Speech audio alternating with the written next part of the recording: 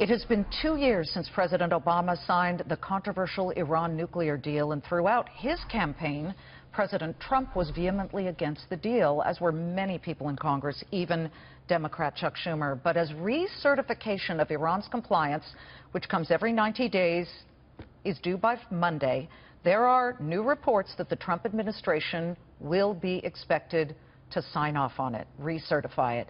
Is this a huge opportunity for companies like Boeing and GE and Aviation Arms, which already do business in the country, and perhaps for newer companies that want to get into that untapped market? Or could it be a huge mistake?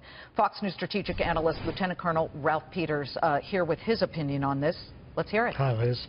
Well, the first thing people have to understand, Liz, is that a deal, an agreement of the sort we signed with the Iranians about nuclear weapons is the same as a business contract. You've got to get the terms you want before it goes to signature.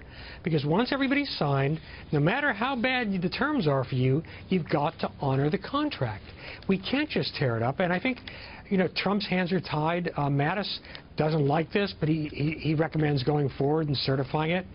Because were we to unilaterally withdraw from the deal, we would be the bad guys. And the Chinese, the East Asians, the Europeans, Latin Americans all want to do business with Iran, and they're set to do so, and we'd be the spoilers. Is there a window at some point in the future where President Trump can hold on to that promise and complete it, that he'll get rid of this deal, they'll get rid of it and figure out something better down the road? Well, the Iranians have to be caught red-handed, and they are reportedly pursuing missile development in Syria because, of course, they own the Assad regime now. But without an egregious violation and a provable one by the Iranians, again, if we abrogate the treaty, we are the bad guys. Kerry and Obama left us in a very bad position. Yeah, it sounds like it. I mean, worst deal in diplomatic history. Yeah, well, that's what Donald Trump said, but I'm hearing from you his hands are tied and he's got to do that. Yes. But some say this is a huge opportunity for U.S. businesses. There are other businesses that are well entrenched right now, not in Iran, but all over the Middle East, whether it's Kentucky Fried Chicken or, I mean, you could look at anything in Dubai. KFC has locations in Egypt as well. Bloomingdale's is in Dubai. Are they just a hop, skip, and a jump from jumping into Iran if the green light is there?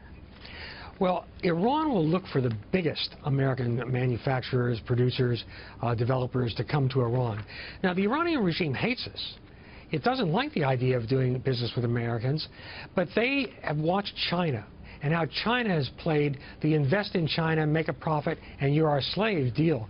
Because once American businesses are heavily invested in Iran or are making major sales, such as aircraft sales and so forth, to Iran, well, then what you have is the phenomenon that in a crisis, the American companies go to our government and say, hey, calm down, we don't want a problem with Iran. So they become Iran's defenders. Good to see you. And one final quick question, because we're running out of time.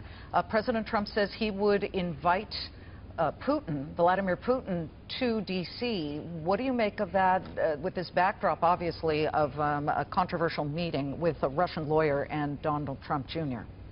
Liz, can you imagine President Trump and Vladimir Putin standing, reviewing the troops on the South Lawn of the White House as U.S.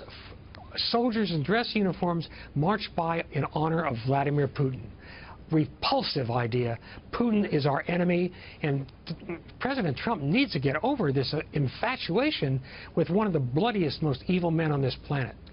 Colonel Peters, thank you so much.